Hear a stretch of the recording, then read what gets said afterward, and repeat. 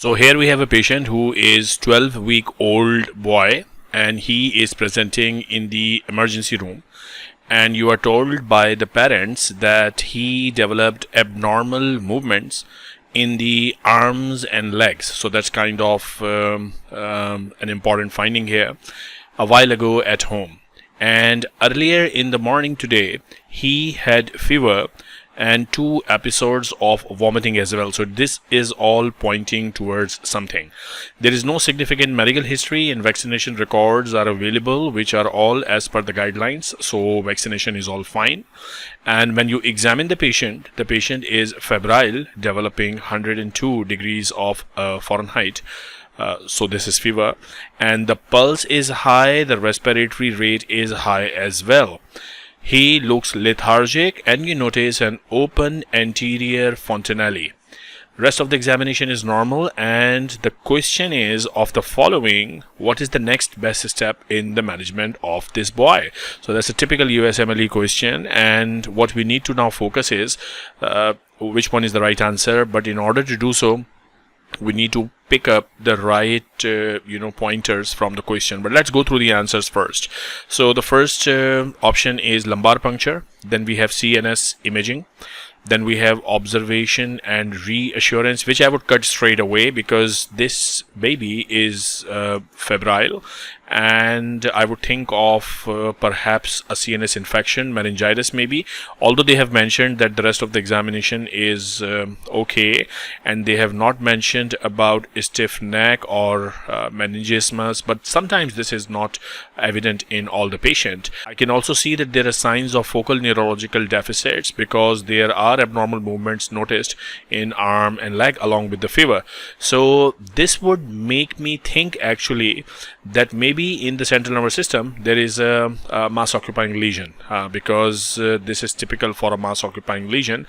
Maybe there is an abscess or tumor because there are focal neurological deficits, so there are these abnormal movements there. So maybe this is an option. I know that in meningitis lumbar puncture is done. Maybe this is an option, so I'll keep these for now. I'll definitely cut off observation and reassurance. I will think about discharge with antibiotics. I would not discharge this patient straight away just by prescribing antibiotics because the patient seems lethargic and things are not right. Okay, then IV antibiotics and hospital admission. This is one of the most common wrong answers picked by the student. So I have to now think between lumbar puncture, CNS imaging, and IV antibiotics and hospital admission. Now, before actually we start antibiotics in patients with meningitis, we think about doing lumbar puncture, obviously, so that the antibiotics can be started after the lumbar puncture. So actually I would take this off as well. I'm now left with lumbar puncture or CNS imaging. Now, if you are trained nicely in the hospital and you have studied good books, you would know that whenever in a patient with meningitis you suspect a mass occupying lesion, the first thing you do is CNS imaging, because what you don't want to do is draw the lumbar puncture, which would then increase the chances of herniation because there is already increased pressure in there, and as soon as you rapidly do the lumbar puncture there are chances of herniation. So what you do is you first do the imaging to see if there is any mass occupying lesion. If there is, then you have other protocols to follow, but if there is no mass occupying lesion, you proceed with the lumbar puncture. So in usual scenario, this would have been the right answer, CNS imaging followed by lumbar puncture.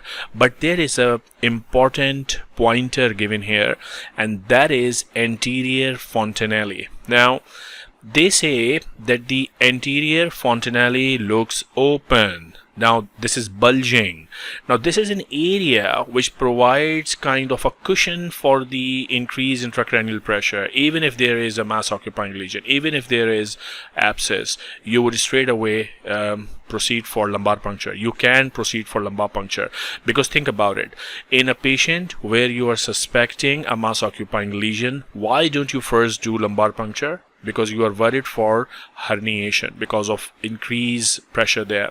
But if the anterior fontanelle is open, so this actually pops up like this. So if you have an open anterior fontanelle, you have a space which can actually absorb and provide a cushion for the increased intracranial pressure, and because of this cushion you are no more worried that if you do this lumbar puncture and draw the CSF out, the chances of herniation are minimal because of this additional benefit that the fontanelle is open.